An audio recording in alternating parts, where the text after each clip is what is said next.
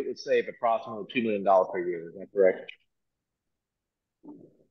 That is the estimate based on all the different kind of cost scenarios we've been working through with the variety of vendors that we've been meeting with. Yeah. Okay. So, from my perspective, I think this is mostly for the committee members. Obviously, there are three issues that we're tackling now. One is we have to eliminate the essay portion, which I think, in my view, necessitates the psychometric related questions that we had earlier. And then the second issue that we're tackling is we're putting this exam online, which also necessitates the modality issues that we had during the pandemic. And then finally, the third part, which I sort of want to make sure everyone thinks about this issue, which is by having a third party draft the multiple choice questions, that also implicates integrity issues, which I think one of the commenters in the morning sort of touched on, which I don't think we talked about it enough. And so obviously all three questions we could have debate on each one of those issues individually, for quite a long time. And now we're trying to sort of aggressively and quite ambitiously trying to combine all three things and tackle it at once. And so, and certainly under the constraint of very tight timeline that we have, it's tremendously difficult, not just for me, but I think for some of the committee members as well. I know this is probably one of the few meetings where we actually get to discuss this. Is that right? This is probably the only meeting, or maybe the next one as well. Audrey, maybe correct me, but I think by next, is it this meeting we have to decide, or next meeting we have to Right. vote on? So we were just going to go, overview, letting you know what's been going on, regarding this possibility, and then getting your concerns. We're also asking for committee volunteers to be liaisons between now and the next meeting. And the next meeting, we're going to bring this item back for further discussion and action. Very helpful. So I think my only comment is just keep an open mind. Obviously, this is probably one of the greatest things we do on a committee is to decide the fate of a future exam. This is one of those instances where we'll decide the fate of this essay, whether we'll continue to have this fortune.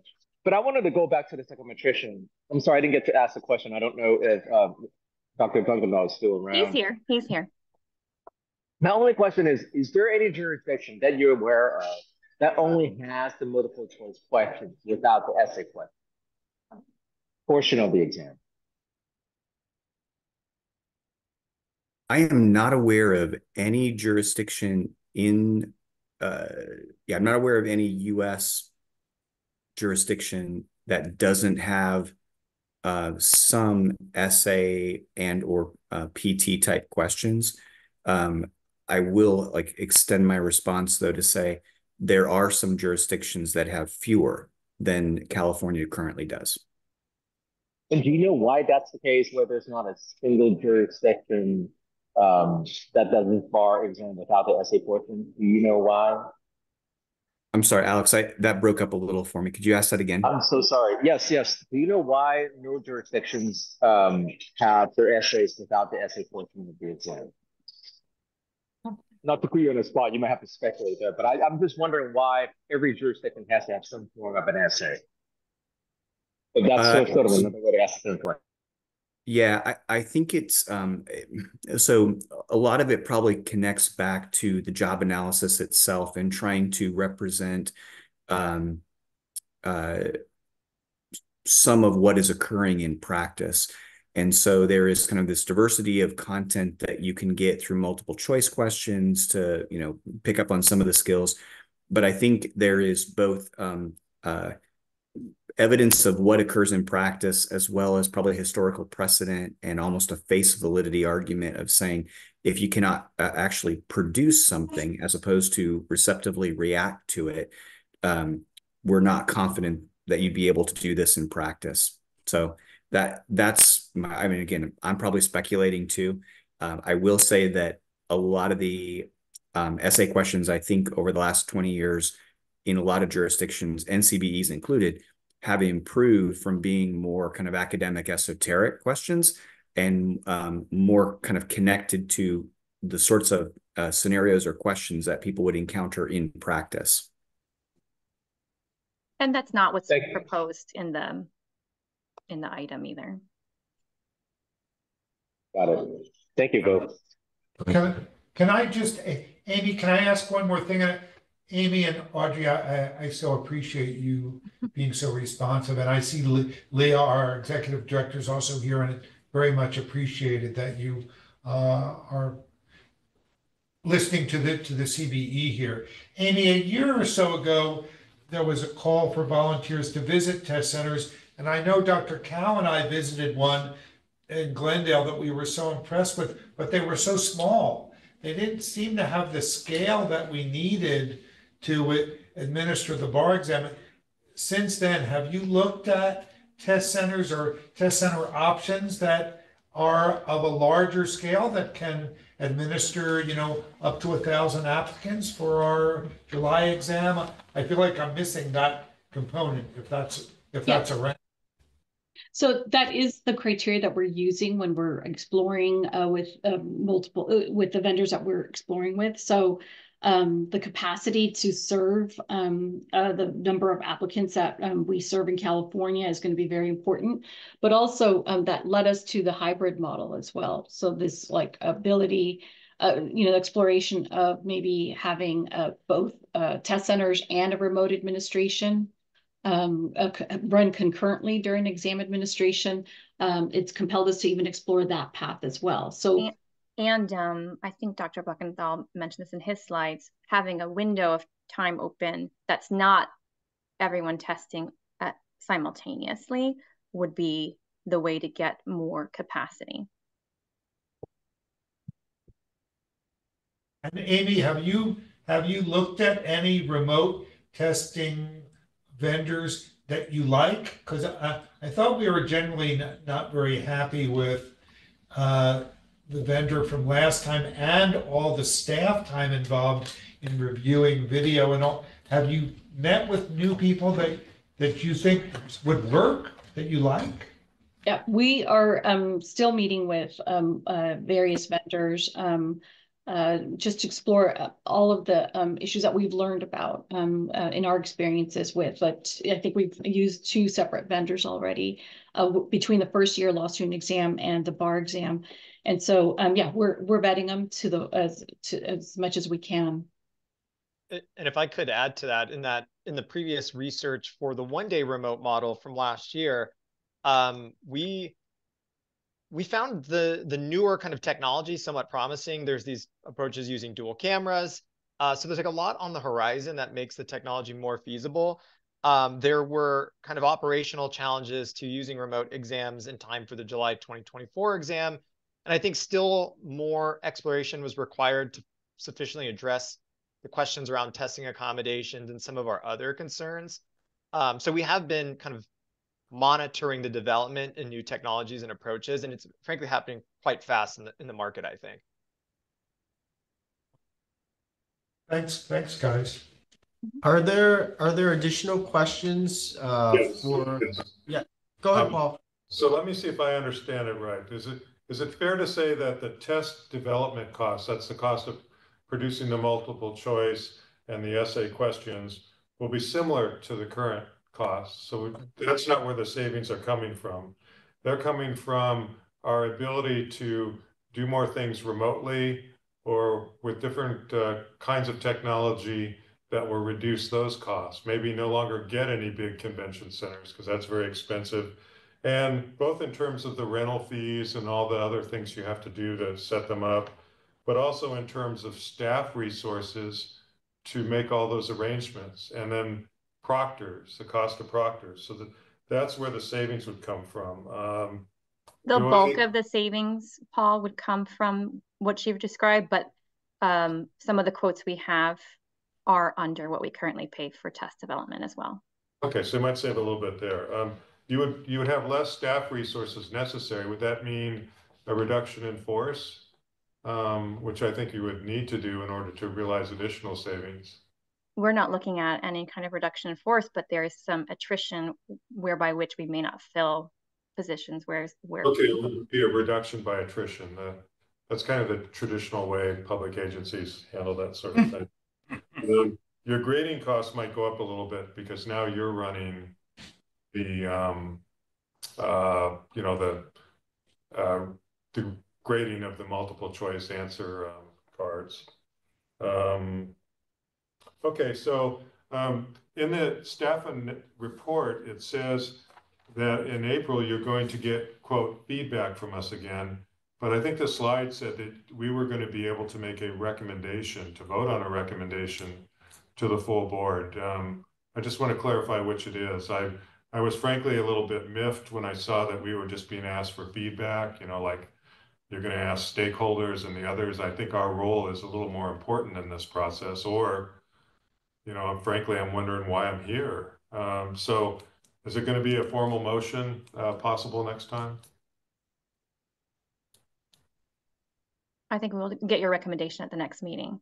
It'd be a recommendation to the board. We understand we don't have the final say, but I would like for us to be able to say, I'm more comfortable than that with that than I am with forcing staff, putting the burden on them to try to summarize our thoughts, because that doesn't always work as well as I hope. Thank you. Thanks, Paul.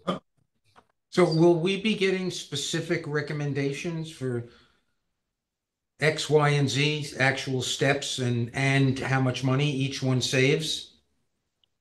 When we come back to you in about a month, we will have more detail fleshed out, and we'll be working with those liaisons in the interim. So I will be, after this meeting, soliciting some volunteers.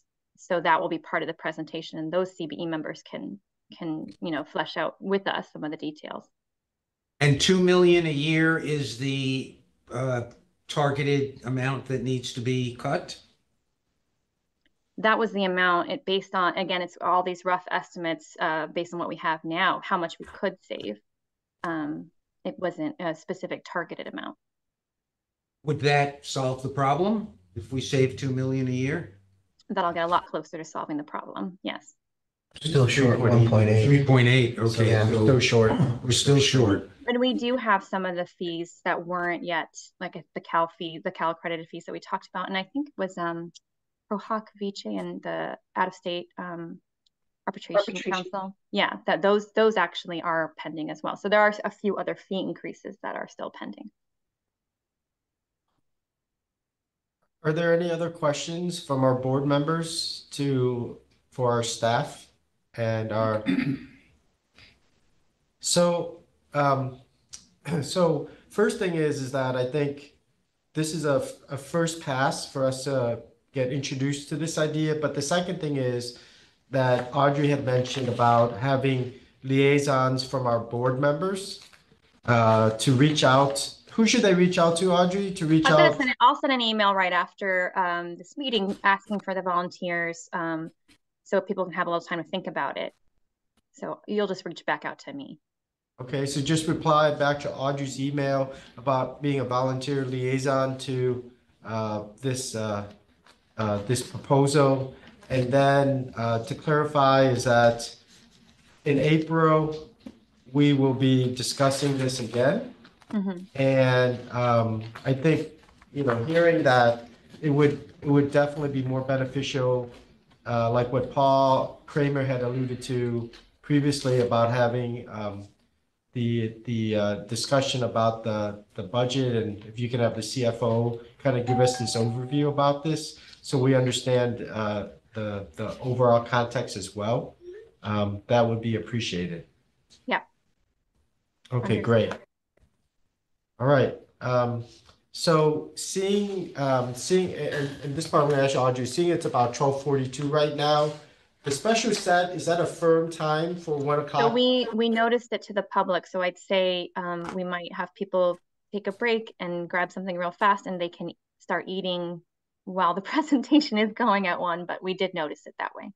Okay, so we can make it a working lunch. So we will reconvene at 1. So we can grab lunch and we'll make it a working lunch, if that sounds okay with everyone. Thank you.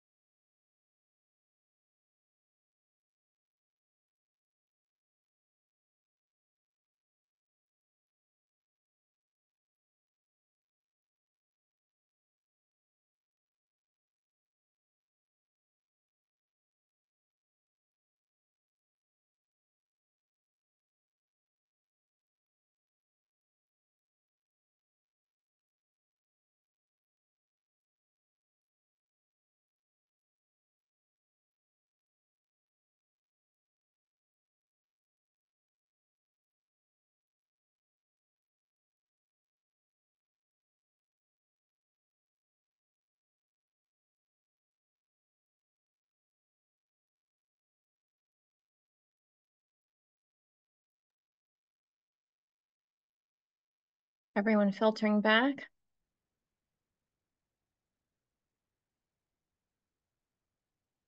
I mean, the thing about it is,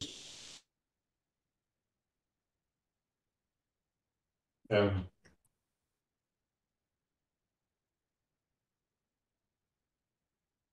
Our chair is so smart. Does it look like we're starting to? Thank you, Robbie. It looks like everyone's populating back in their rectangles. Okay. Yep. Okay, great. So we are going to go back to agenda item number 4, which is section B, which is the special set for 1 p.m., which is review and approval of standard settings for the first year law students examination. I guess I'm turning it over to Amy. That's right. Thank you, Dr. Cal. All right, so we have a PowerPoint to introduce this topic and what brings us here today. So following a discussion and presentation to the committee by Dr. Roger Bolus at the October 2023 meeting, the committee voted to eliminate the essay questions from the first year law student exam. So this is the current version, 4-hour essays, 4 4-hour essays and 100 multiple choice questions. The new exam would be comprised of 100 multiple choice questions.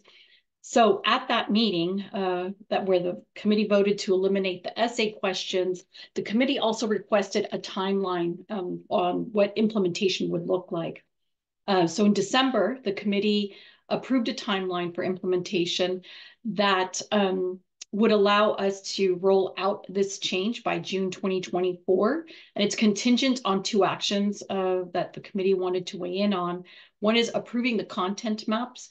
We did that in December of 2023. And then the next part, and then these were the subsequent tasks that needed to be accomplished.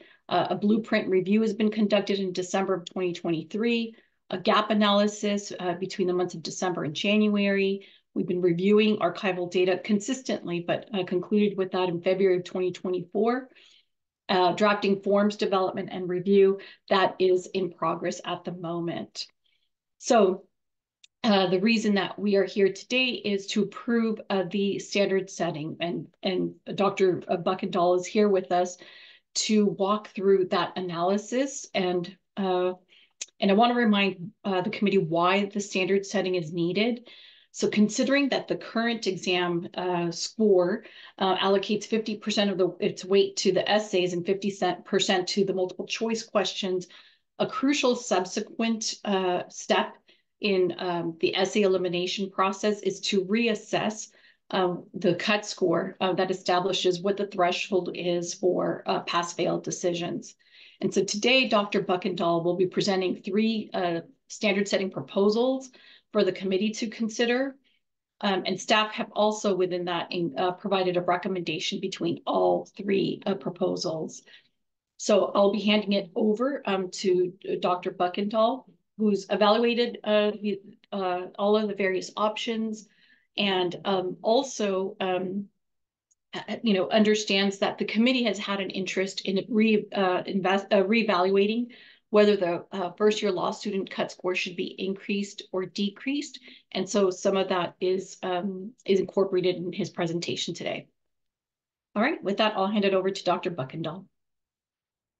Thanks, Amy. And I apologize for the prior length of the presentation of mine that kind of carried over into your lunchtime. So hopefully this will be sufficient lunch entertainment for you.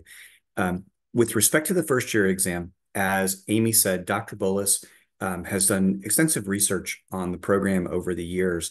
And in terms of recommending the elimination of the essay, it doesn't really have an effect on the reliability or the content representation. I think sometimes there is a question about whether or not the exam should be testing kind of like, the ability to produce some sort of written work, but be given the purpose of the exam of kind of saying, are the students on track to a point that they have a reasonable opportunity to eventually matriculate, pass the bar exam, is something of it's a slightly different purpose than what the general bar exam is. And so, as we'll talk about the standard setting piece of it, the considerations, I think, for the CBE are slightly different than what I just explained for the bar exam earlier. And so you can advance a couple slides. Thanks. So very similar to what I presented a moment ago, the steps in development and validation for the first year exam, they follow generally the same process with some slight differences along the way here. So the first year law student exam, as Amy described, the content map was updated. A review of existing questions was updated to kind of evaluate, well, how does this map relative to the revised content map for the exam, and the need to potentially supplement the question pool is kind of as needed. So if you see gaps in the item pool, that's an opportunity for some of that internal question development to add or bolster that item bank. There are more than sufficient items to be able to create exam forms for this new content map. And in this particular instance, because we have archival data, it's different than the bar exam in that we do have a sense, which we were able to kind of estimate, what would the reliability look like if we removed the essay question. And that's Dr. Bolus's report goes into that and explains that very well. And so really the only thing that I want to highlight here is a determination of that raw passing score. And so on the next slide, you'll see it's a replication of what I talked about a moment ago, that distinction between raw scores and scale scores, and how the interpretation of these are different. I'm not going to go through this in depth again because you already heard me talk about these. And for a non-psychometric audience, this can probably be boring. So the raw score and scale score distinction is something, please hold that in the back of your mind then as we talk about the standard setting options. So on the next slide, the key changes for the first year law student exam is it's a little different. It's a little different than the bar exam. So the removal of the essay question is one element. So we've kind of changed representation of content a little bit. But I think the more important reason that this is a good opportunity to revisit is because there has been a change in the eligible population of students who sit for this exam since the initial passing score was originally established.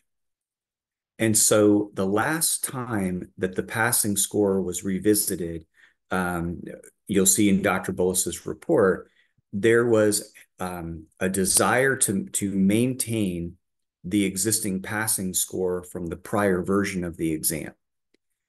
And so even though that was not necessarily Dr. Bolus's recommendation, an equipercentile approach was used to carry over the expectations from the prior exam to the current version of the exam. Now, because of that normative interpretation and the relative equivalence of the student population at that time, that probably wasn't, it didn't have really a huge negative effect. But since that time, that population has changed. There are not as many unaccredited schools. Some of those unaccredited schools have become accredited schools. And as the committee may be aware, the passing rate for this particular exam has trended downward over the years, in part related to this, the population of students that are taking the exam now versus the ones that took the exam, say, 30 years ago. There has been a shift in that population. And so in this instance, the options to evaluate that passing score are still the same, right? We can do the study completely prior to the administration.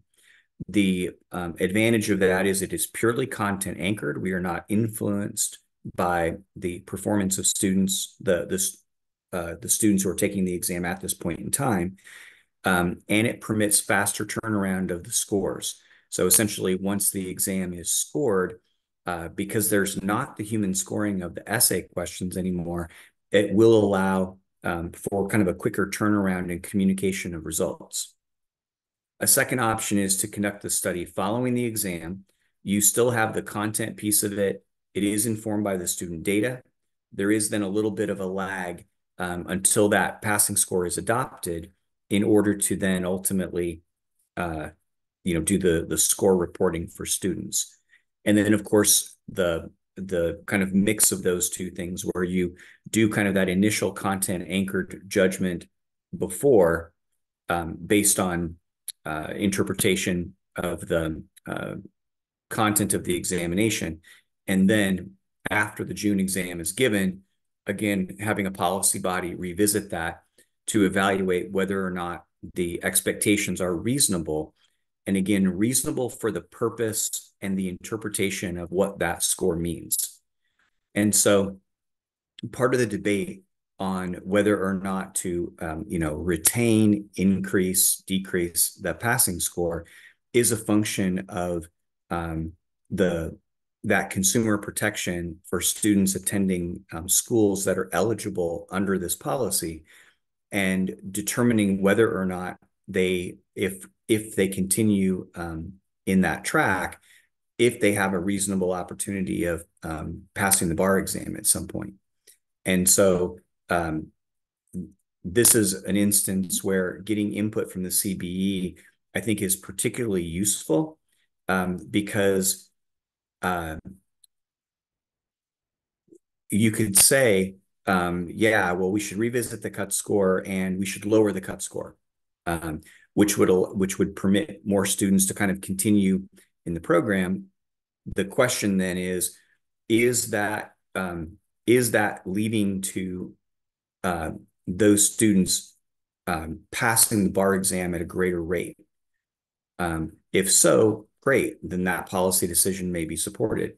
If that rate is the same or even lower than what it is today, then lowering that cut score may have a kind of a negative effect on that student population, or provide, in a way, almost like false hope. If you're saying, yeah, you've done well enough to kind of continue to move on, if there is a reasonable belief that they may or may not be able to perform ultimately on the bar examination. And so this is one where I would say psychometrically there is, I think any one of these three options is probably reasonable. I think if I were to recommend one, I would recommend that the third one, where you make some initial judgments, have a kind of a strong content anchored point, and still do that reality check on the student data, but not necessarily treat that sample of students as representative of kind of the full population of potential applicants in the future, because they're not necessarily a reasonable, they're not randomly equivalent to kind of the full population of applicants or full population of students who have taken first year courses, but may not have been required to sit for the examination. And so from that, I guess I would just open it up to questions.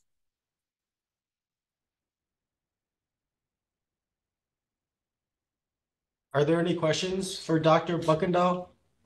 Yes.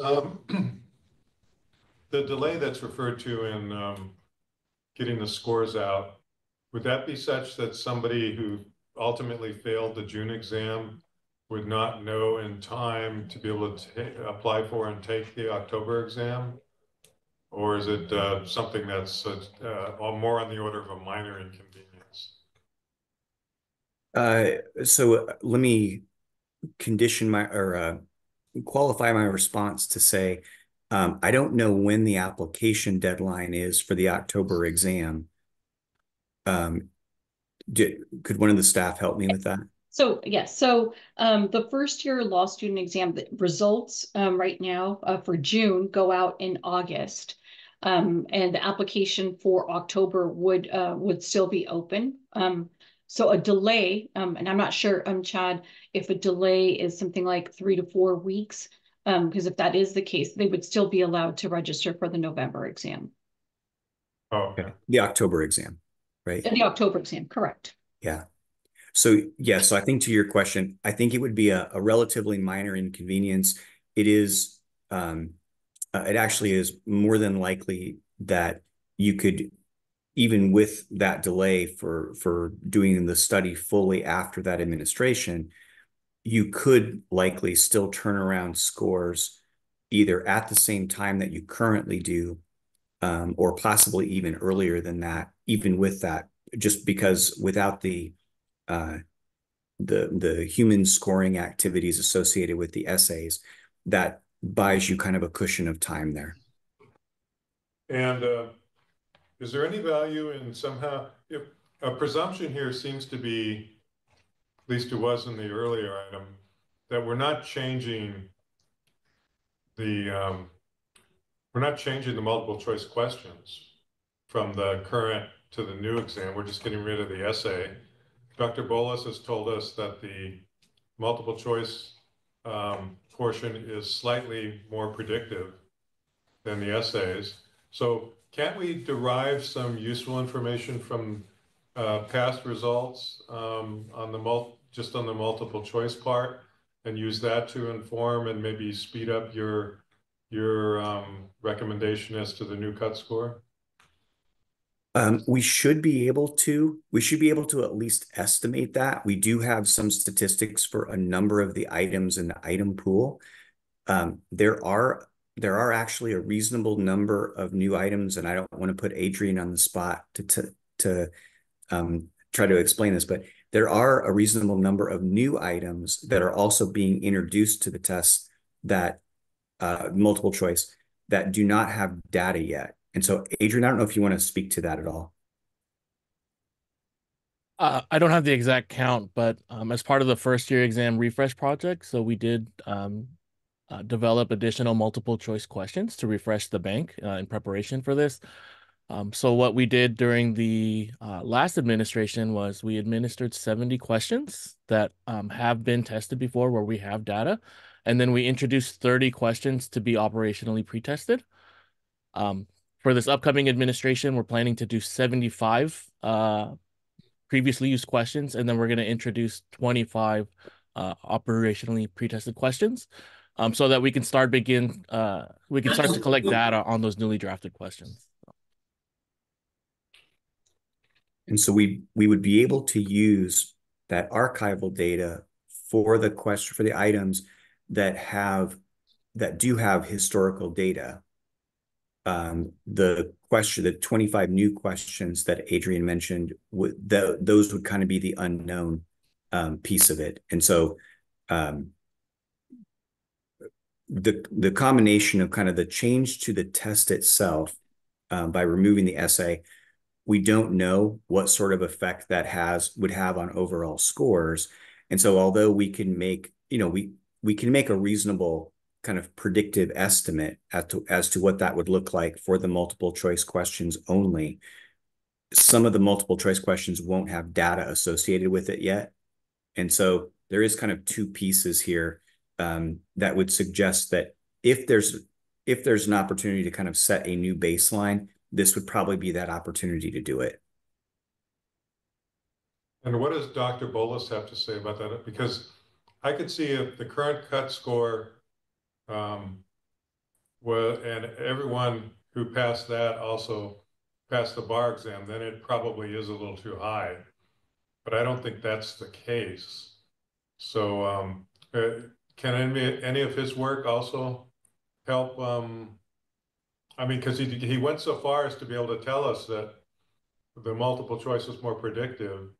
So he must have a sense about whether it's he can't know if it's letting too few people through. That's hard to know because the failures never get to take the bar exam. But if there's let's say 30% of those who pass the first year ultimately never pass the bar exam, that would suggest to me that maybe the cut scores it's pretty close to where it needs to be right now, and just needs to be scaled to the new questions we're asking. Yeah, and I do think we can use, I do think we can use some of that information. I think what we would need to go back and do or verify is some of the predictive and some of the kind of predictive evidence that Dr. Bolus used in that study. I'm not sure if he fully disentangled the multiple choice only from the essay portion. And so it's likely because the multiple choice was used to equate and scale the essay portion, there is likely a really high correlation there. And so that relationship probably still holds. And so I think part of the question is whether or not, that sort of expectation continues to be reasonable or not. And because of the change in the student population for those taking the exam, I guess you still want it to be a reasonable indicator of both performance in the first year classes as kind of like a backwards look, but then the forward look is, do they have that reasonable opportunity to pass the bar exam in the future?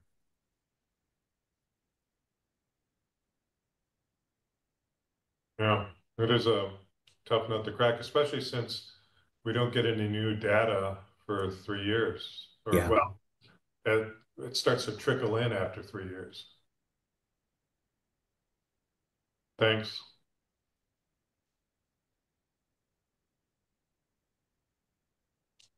Are there any other questions from our board members?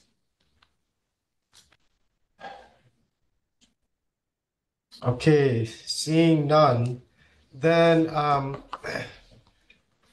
guess we will can we see the motion? Yeah, I'm not I'm willing to make it to go for his third recommended approach, which was to do some work before the exam and then fine tune it. This is work to determine the cut score, and then fine tune it after the exam.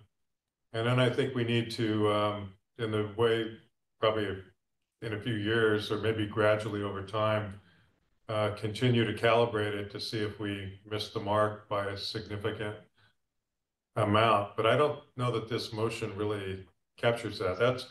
That was my response when I just read this. Was it says adopt his recommendation, and until just a few minutes ago he hadn't stated one. So I'm not confident that this current draft of the motion captures that thought, but I would be willing to make a motion that did. Do you want to recommend some edits to this motion, Paul? Well, yeah.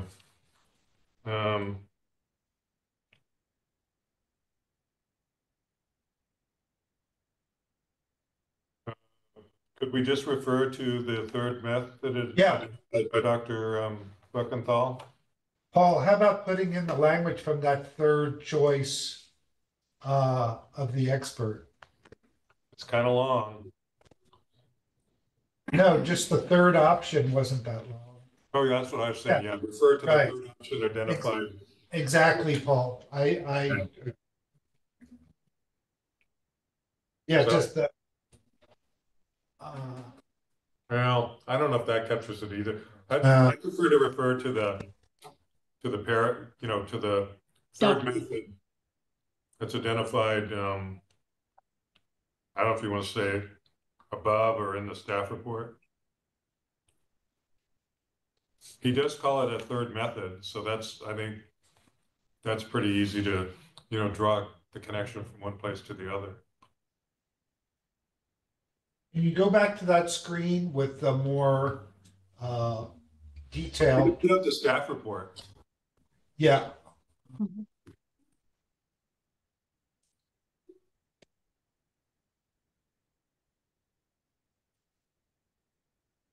I'm sorry, what are you asking for me to change? Adrian, I pasted it in message to you. So I'm using the language from the staff report related to this. So Page 4. That the paragraph starting with lastly. Yeah. It'll have to be cleaned up a little bit.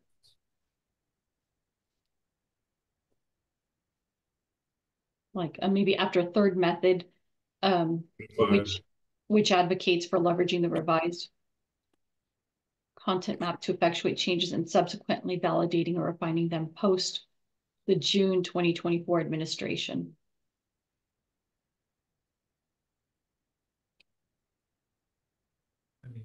And it seems to contemplate coming back to us with a decision, and that could be in closed session. I think it would qualify at that point because we'd be talking about exam grading. Or what do you think, Jean? I'm trying to look at the staff report at the same time. I think we need to like cut and paste from this to more fully set it out if we're going to do it this way. I think probably, Paul, if you're reading along, what I would add is following the initial administration of the new examination, that sentence be added. Okay. Through equating future exams. I'm just trying to set forth what it has there without the commentary, the editorializing in between the steps.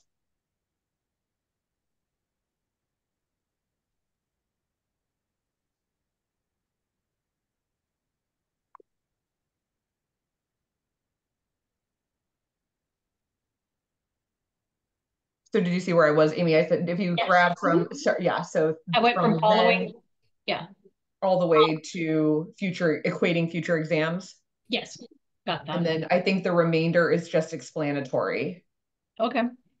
Adrian, I just you're making the motion, Paul, so you'd have to agree with that, but I think that's a way of piecing it together. So Adrian, you add that last section I just sent you.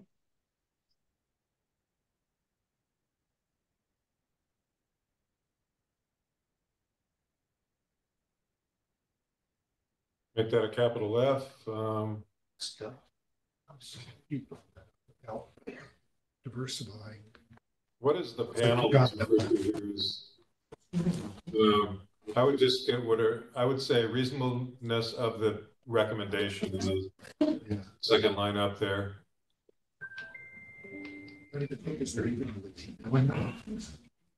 And I don't know if we need that next sentence. Do we? Yeah. The sentence, the raw score sentence. No, actually, we could keep that. Los Angeles, I'm sorry, could you try to mute while we're trying to figure this out? We just keep getting interrupted. Thanks so much. Yeah, I like that. That's my motion.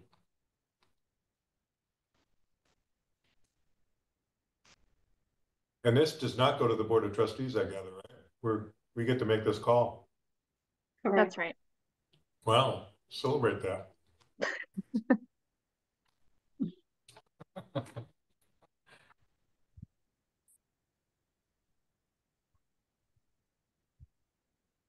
Thanks, Adrian, for doing this. Mm-hmm.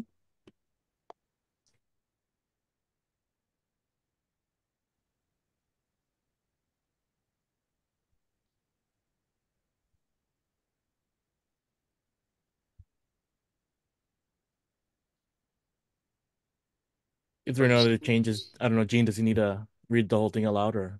I think so. I unmuted. Okay. It's a best practice. There's no requirement. Sorry, Robbie. Go ahead. This is Robbie. I'll second the motion as it appears on the screen made by Paul. I have one thing I just want to check in with Paul on, who's making the motion.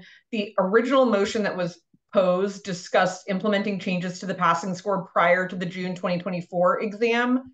And that is not reflected here. So if that was something, if we were taking any action that were to apply to the June 2024 exam, that's not included in this motion. So that is something for your consideration. I think the third one was to do some work up front, but then refine it afterwards. Do I have that wrong, Dr. Buckenthal? That's described in that sentence. It says leveraging the revised first year log exam content map to effectuate changes and then subsequently validating them after the administration. So that's going to do as much as you can up front, but Yep. But not commit to a guess and validate it afterwards. I would, instead of saying post, I would say after the June exam, though. Okay, I like that. Robbie? Well, unmute yourselves. Yes, I agree. I'll second that motion as it's been amended there. But I think that's as clear as we need to be for now. Paul, does that kind of reflect what your intent is for the motion?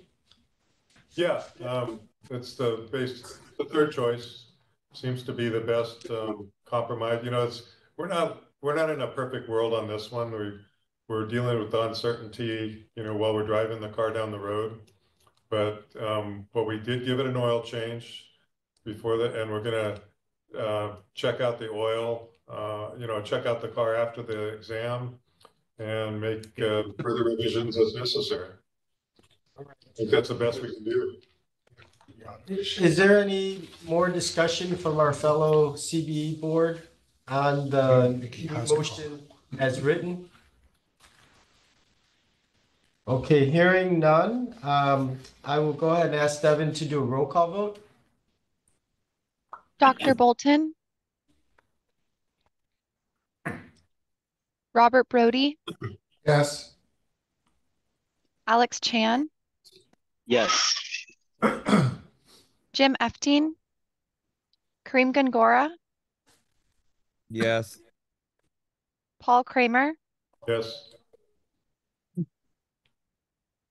Larry Kaplan, Yes.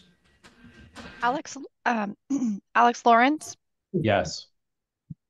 Esther Lynn, Justice Macy Walla, Yes. Bethany Peak, Yes. Ashley Silva Guzman, Yes. Judge Reyna, Yes. Vince Reyes, Yes. Alan Yokelson, Yes. Dr. Cow. Yes.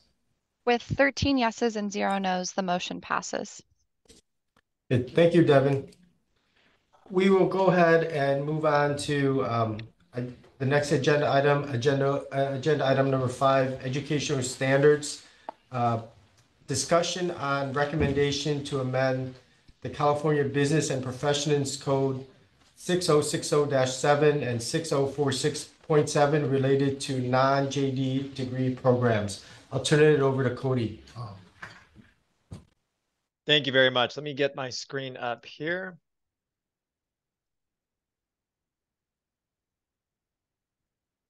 Okay. Everyone can see that?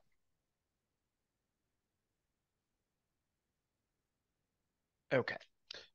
So today's discussion, current statute can be understood to say that the committee's oversight applies to non-JD law-related programs, and that includes those at non-law schools. This is contrary to the committee's current practices. And so staff intend to recommend that the Board of Trustees adopt an affirmative legislative proposal to amend statute to conform to what is the committee's current practices. This would clarify what appears to be the original intent of the statute, which is that the committee oversees law schools and JD programs whose graduates are eligible to sit for the bar exam and seek licensure. The board has the authority to make legislative proposals. So today we are coming to the committee to share more information about this topic and seek feedback from you to assist in the board's decision-making process. And before I continue through the presentation, I want to just provide a bit of clarity that will help, I think, have a productive conversation. In this discussion, the term law school refers to an institution offering a JD degree that qualifies recipients to sit for the bar exam or seek licensure, while the term used non-law school refers to institutions that do not offer a JD degree, but may provide these other law study degrees that I'll explore shortly. Similarly, I'll be using the term JD program. This obviously is a program that leads to bar exam eligibility, whereas the term non-JD refers to programs like a Master of Legal Studies, these other programs that do not qualify for bar exam or licensure. And I would also include in that non-JD category, for the purpose of this discussion, terms like executive JD that may use that term, quote, JD, but are not bar track or bar eligible programs. Okay, so let's get into some background here. So in 2006, the legislature enacted SB 1568, which transferred regulation and oversight of unaccredited and correspondence law schools to the committee. These were previously under the oversight of the Bureau for Private Post-Secondary and Vocational Education, at the time referred to as BPPVE. Section 6060.7 of the California Business Profession Code states in part, if a non-law school offers educational programs leading to a Juris Doctor JD degree, Bachelor of Laws LLB degree, or other law study degree, those programs shall be subject to the regulation and oversight of the examining committee. Section 6046.7 directed the committee to adopt rules for the regulation and oversight of both the unaccredited law schools and these non-law school law study degree programs. So staff worked recently to review the contemporaneous bill analysis and review even the bill author's own comments. And it appears that the statute intended to ensure high quality JD programs that produce potential licensees to the state bar. And we're including a quotation here from one of the analysis. Quote, low pass rate suggests that unaccredited law school students are not being adequately prepared in their legal education to take and pass the bar in order to become practicing attorneys. And having reviewed some of the other analysis at the time, there appears to have been some concern about non-law schools essentially providing programs that ultimately devalue JD degrees at law schools. There was some concern about students investing into programs that did not, or they were unaware of, did not enable them to take the bar exam or obtain licensure.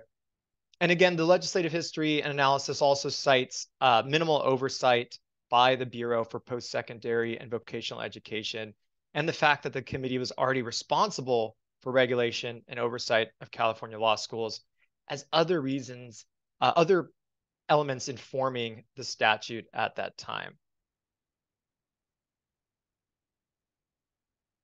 So following passage of the bill, the committee has taken some actions that I think that appear to respond to the main intent of the statute. So first, rules and guidelines were adopted for unaccredited law schools, along with the acquiescence procedures for non-JD programs at law schools.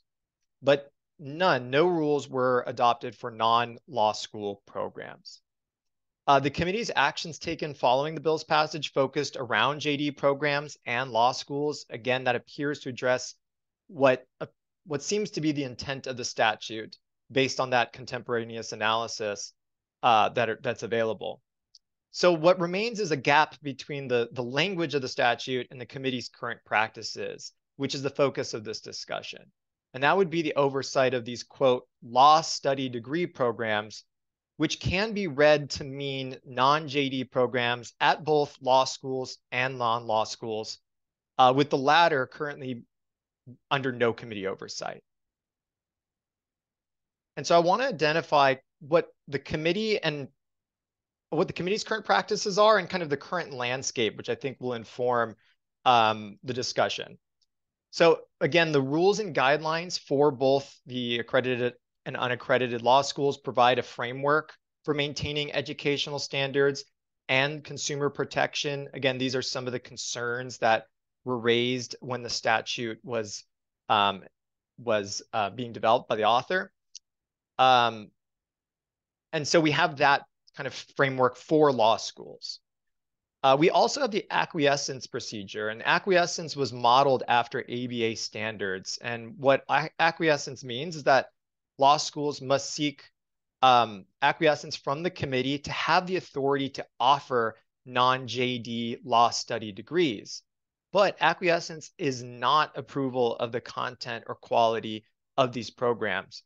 What acquiescence allows for, though, is for the committee to assess if a non-JD program at a law school would negatively impact a law school's JD program. And it also allows the committee to assess how such a program would impact a school's ability to comply with the rules and guidelines. I should also note it's non-law schools are not without oversight. The post-secondary institutions broadly must be approved by what is now BPPE, the state's regulator, which requires demonstration of educational quality, institutional integrity, financial stability. And there are exemptions made for those programs or institutions, I should say, that are already under review by institutional accreditors. And I think this is interesting because this aligns with some movement in the space in which there has been more reliance on existing oversight, especially reliance where there's already an institutional accreditor. A few examples include the committee's adoption of the jointly accredited status and the ABA's acquiescence standards as well. All of this is designed for the reduction in kind of duplication of efforts among oversight bodies.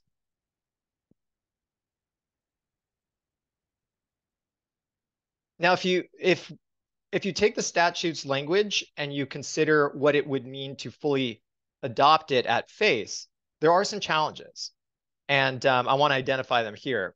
First, the language is relatively ambiguous. It's unclear what statute means when referring to non-law schools offering JD degrees. That doesn't really seem to be something that exists in the marketplace.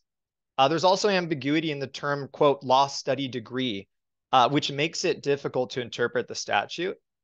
It could be read in a way that is quite large in scope, which would mean expanding the committee's oversight to include these programs could be a difficult task because it would require oversight of many and diverse programs. And there has been a notable expansion in these legal study programs, both at law schools and at non-law schools. Just to give an example, we have one California law school that has a master's degree in a program titled Business, Law, and Technology. We also have a non-law school that has a bachelor's degree in legal studies. And just to give a reference point, among the law schools under the committee's oversight today, there's already several dozen non-JD programs that have been acquiesced. And so that represents just the small body of law schools, not the entire market, the entire offering of these programs at non-law schools. So the scope could be quite large. And I think, it's come up already in other discussions today, but if the committee were to expand its current practices, as the statute may suggest, it would likely require a significant allocation of resources and capacity that would pose a huge challenge. So that's just a quick explainer of the topic. What I'd like to do is take any questions, and also we, as mentioned, are seeking the committee's feedback on this topic, which will be included in our report and recommendation to the board. So happy to take any questions. Are there any questions for Cody?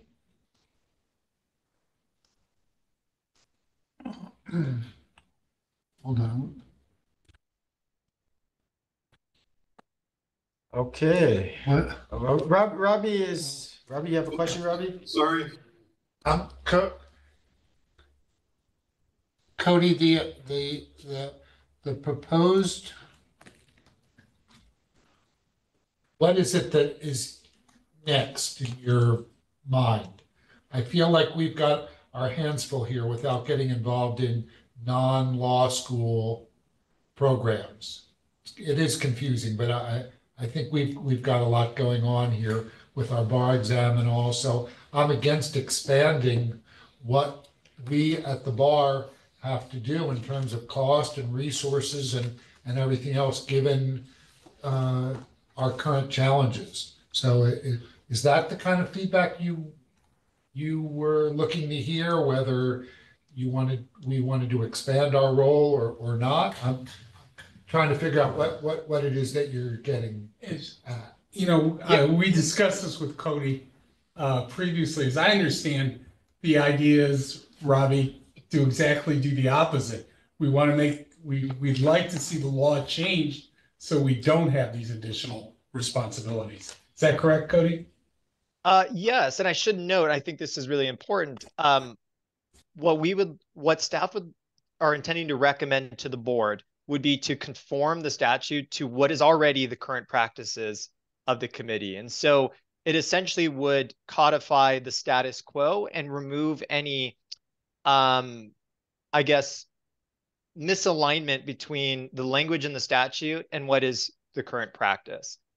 And so that feedback is super valuable, because if we want to discuss one of the main reasons why this alignment clarification of the statute is necessary, it would be that the committee, I think one piece of feedback that we can take with us is that the committee feels like for capacity and resource purposes, expanding their oversight role would be a challenge. And I think that goes alongside some of the other points made regarding the fact that there are already oversight mechanisms in place related to the state's regulatory body and institutional accreditors as well. Yeah, I'll just jump in. I'm sorry, I'll just jump in here real quick too, Cody. Thank you for that. I would just add that I think really as staff's recommendation is going to be to go to the board next week and propose that they adopt this affirmative legislative proposal to amend the statute and clarify it. And we just wanted to use this time to get your feedback about whether you kind of agree that this is something that makes sense, that we didn't want to move forward and do that with the board without speaking to you all about this issue. It sounds like it's something that, at least hearing some of the comments so far, you would agree it's not. We wouldn't want to clarify it in the opposite direction, that CBE has jurisdiction over this broader scope.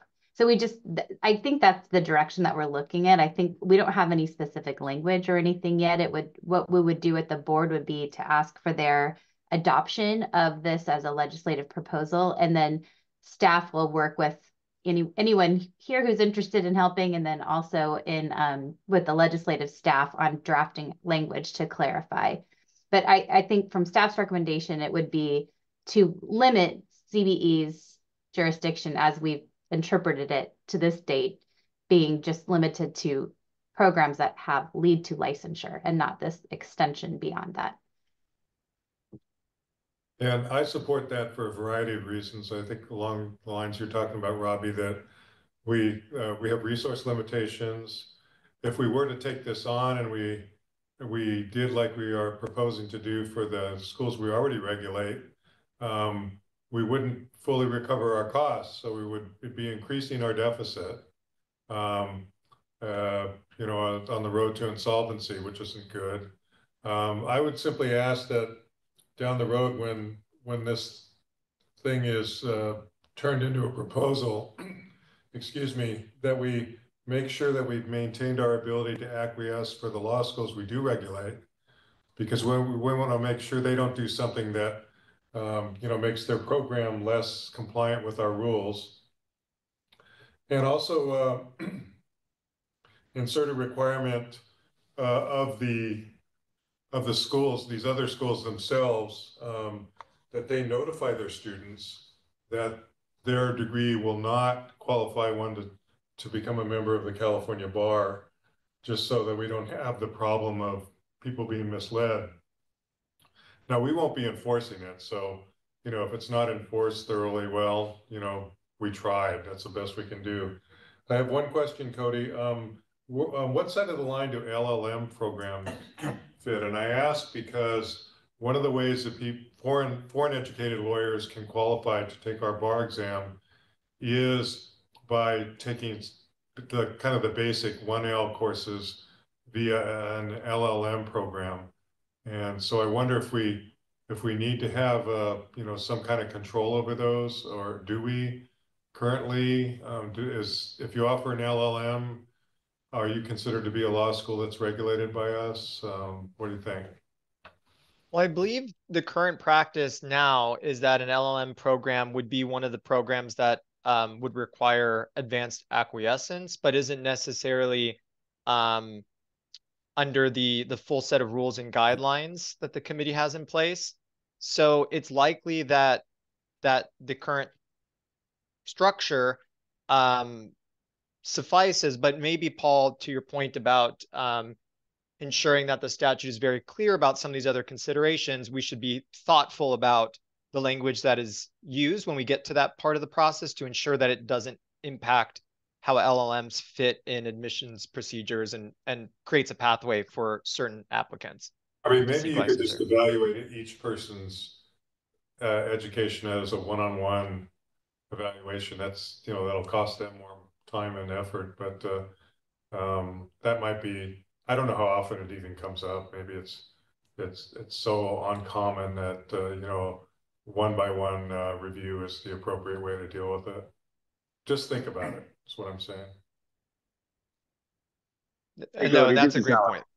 Yeah. Hey, Cody, good presentation as always. One question I have is I'm just trying to think about it doesn't sound to that point. I'm trying to think about for these schools that are offering non-JD programs and how we are trying to divest our jurisdiction to the extent we have any, to the institutional accreditors that you mentioned. I'm just trying to think about what's the goal of these schools in terms of their business model. Are they trying to recruit students into the law office programs or providing education and preparation for those programs? I mean, what is the goal of these institutions? Just so I can think about the long-term ramifications of anything that we do. Yeah, I think that's a really good question. I think that when the statute was being developed, there was some concern that these non-JD programs were being developed as a way to perhaps mislead consumers. And what I think we have found in researching this topic is that is essentially not the case for the most part. These programs are actually typically designed for working professionals or may serve some other educational value beyond licensure. And so I would say that then the main concern that the committee should be considering, and Paul just brought it up, is where those programs would begin to intersect with existing JD programs. And that is the purpose of the acquiescence procedure, to ensure that the committee has some visibility into these programs and can understand if they have a negative impact on existing JD programs. But the standalone, yeah, please. So is it a true statement that for these non-JD programs or schools that offer, hypothetically, law office programs, that we would also be divesting our jurisdiction over their compliance, even if they were to produce students that want to take the bar exam? It's a jurisdiction we've never exercised. Yeah, I'm not sure I fully understand the question, Alex. Right now, the non-JD programs, whether they are at a law school or at a non-law school, don't produce a pathway towards licensure or a pathway towards sitting for the bar exam. So to Paul's point, it's an area that we have some visibility into, but that we haven't really exercised any oversight or kind of, yeah, I think oversight is probably the best term. Okay, so the intent is not for these schools to produce, students who want to take the bar exam or want to be licensed to practice in California. Exactly. These programs are not intended for that. Many of them up are clear up front about that. To Paul's previous point, some requirement that these schools disclose very clearly could be valuable. We already have in our guidelines for unaccredited schools that have non-JD programs that they disclose that the programs are not eligible, do not make applicants eligible to sit for the bar exam. And so there is, I think there's certain efforts already in place to try to make the consumer aware of what the intent of these programs is. Got it. Understood. Well, in that sense, I wholly support what Paul said earlier. As long as we make it clear, or they make it clear, they're not, the practice or the business model is not to produce, applicants that want to take the bar exam and want to practice in California. I don't think there's any issue with divesting unto something that is to be running.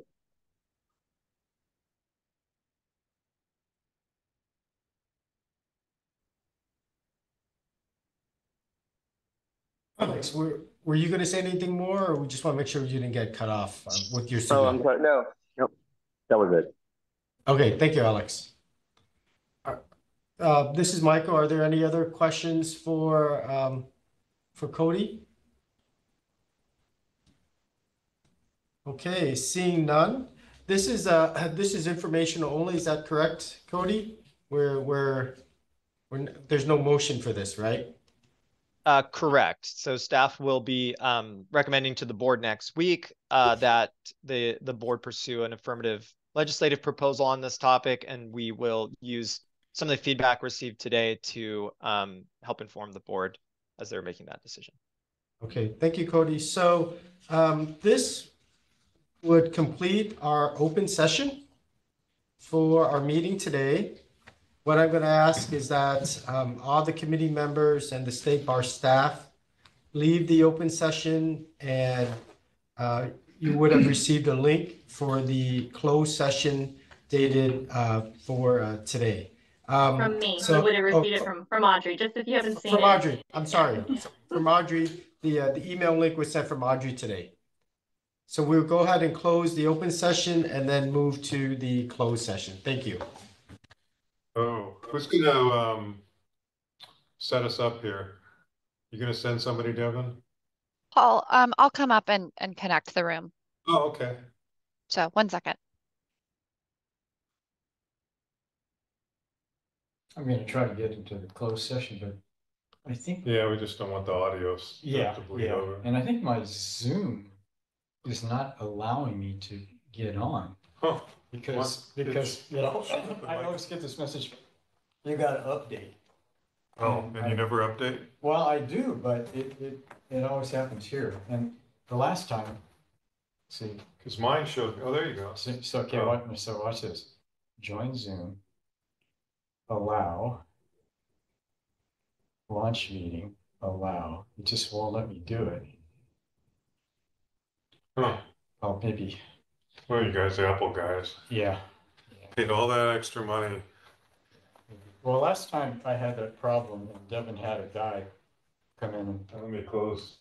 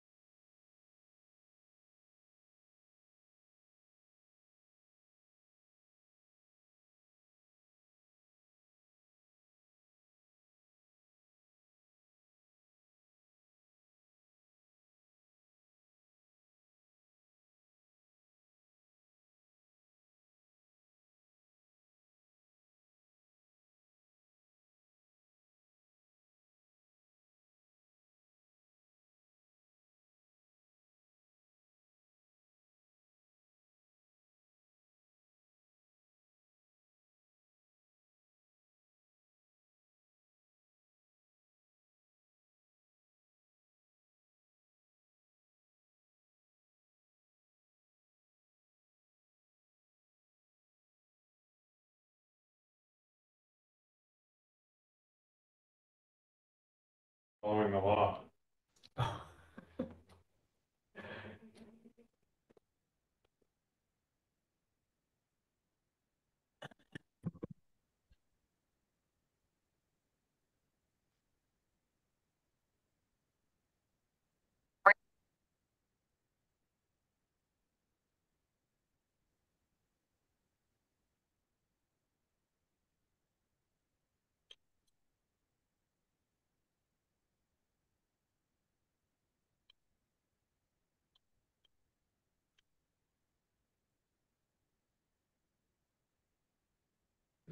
To be flexible?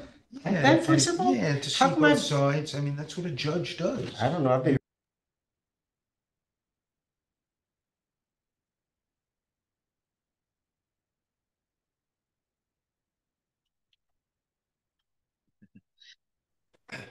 All right, does it look like we have most people back, Devin?